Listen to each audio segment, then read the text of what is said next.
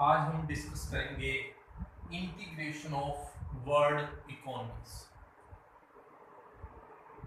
Integration का क्या meaning है, मैं अपने लेक्चर को इंटीग्रेशन समझाने के लिए आपको आप अपने दिमाग में यूरोपियन जो यूनियन है, यूरो जोन है, उसके बारे में थोड़ा सा दिमाग में अगर आइडिया रखेंगे तो आपको ये चीज़ जल्दी समझ आएगी। Integration of world economies refer करता है जिसमें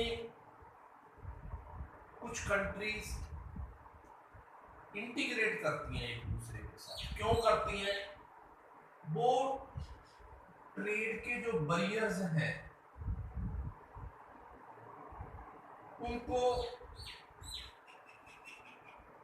पार्शली या फुल्ली एलिमिनेट करने की कोशिश करती हैं। अगर पार्शली या फुल्ली एलिमिनेट हो जाते हैं तो उससे क्या फर्क पड़ता है? कॉस्ट कम हो जाती है, और उस कॉस्ट कम होने का फायदा किसको मिलेगा? प्रोड्यूसर को।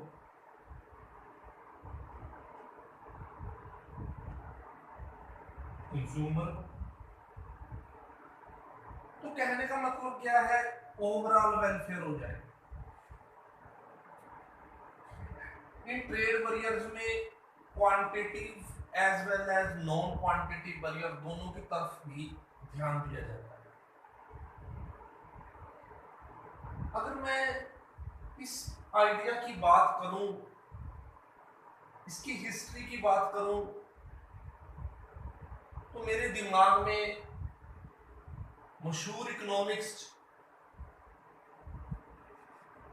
जैकब वाइनर का नाम आता है, जो कनाडा के इकोनॉमिक्स थे। इवन इन्होंने जो केन्सियन इकोनॉमिक्स थी उसके भी ये ओपोजिशन में थे। जैकब वाइनर ने बात की, उन्होंने इंटरनेशनल इकोनॉमिक्स, इंटरनेशनल ट्रेड, उसके बारे में दो टर्मों की बात की। एक उन्होंने बात की थी ट्रेड क्रिएशन की, और दूसरी उन्होंने बात की थी ट्रेड डाइवर्जन की। ये दोनों टर्में इंटीग्रेशन के साथ जुड़ी हुई है। वाइनर साहब कहते हैं कि ट्रेड क्रिएशन कैसे होता है? वो कहते हैं कि जब कुछ इकोनॉमीज पर्टिकुलर रीजन में इंटीग्रेट कर जाती हैं, उसकी वजह से जो टैक्सेस हैं वो कम हो जाते हैं, टैरिफ्स हैं वो कम हो जाते हैं, और उसकी वजह से उन देशों में ट्रेड बढ़ जाता है। तो इसकी वजह से क्या होता है? Trade creation.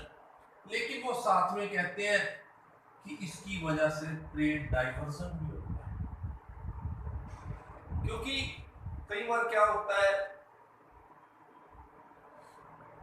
जैसे फॉर एग्जांपल यूरोपियन यूनियन है, उसके सभी जो मेंबर है और जो उनके जो नॉन मेंबर हैं, जो यूरोपियन यूनियन के मेंबर नहीं है, उनके लिए टैक्स का रेट नॉन मेंबरों के लिए सेम है। यूरोपियन यूनियन के सभी मेंबर जो उसके मेंबर नहीं है उसके लिए टैक्स सेम रेट पे लगाते हैं। तो उसकी वजह से क्या होता है? ट्रेड डाइवर्जन हो जाता है, क्योंकि जो यूरोपियन यूनियन के मेंबर है उनको तो टैक्स रेट कम देना पड़ रहा है, लेकिन अगर वही सेम गुड कोई नॉन मेंबर सप्लाई करेगा तो उसको टैक्स क्या देना पड़ेगा? ज्यादा। तो इसकी वजह से कई बार वाइनर साहब बात करते हैं कि ट्रेड डाइवर्स हो जाता है उस देश में जो एफिशिएंट नहीं है।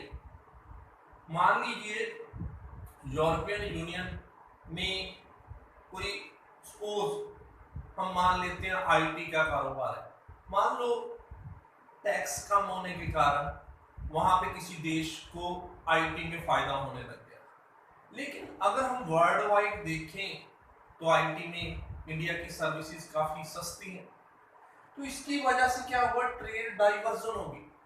जो बिजनेस, क्योंकि इंडिया आईटी की सर्विसेज में एफिशिएंट है, लेकिन टैक्स के कारण उसकी सर्विसेज महंगी हो जाएगी, तो उसके कारण जो ट्रेड है वो डाइवर्जन किस तरफ कर गया, यूरोपियन यूनियन के एक मेंबर की तरफ कर गया इंस्टेड ऑफ इंडिया। तो इसलिए वाइनर साहब बात करते हैं इसकी वजह से ट्रेड क्रिएशन भी होती है, लेकिन ट्रेड क्रिएशन की वजह से क्या हो जाती है, ट्रेड डाइवर्जन भी हो जाती है। लेकिन फिर भी इंटीग्रेशन काफी अच्छी है इसकी वजह से, क्योंकि अगर हम किसी भी चीज का कॉस्ट बेनिफिट एनालिसिस करते हैं तो हमें एक चीज तो पता चलती है, अगर उस चीज की कॉस्टें कम है और बेनिफिट्स ज्यादा है, या अगर हम एक तराजू में ले लें, अगर उस तराजू में बेनिफिट्स ज्यादा हो जाते हैं और कॉस्टें क्या हो जाती हैं, कम, तो उस पॉलिसी को अपना देना चाहिए।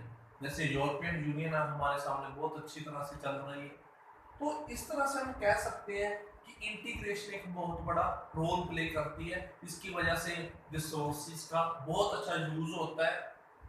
अगले लेक्चरों में मैं आपके साथ इसकी डिफरेंट जो स्टेजेस हैं उनके बारे में बात करूंगा। Thank you.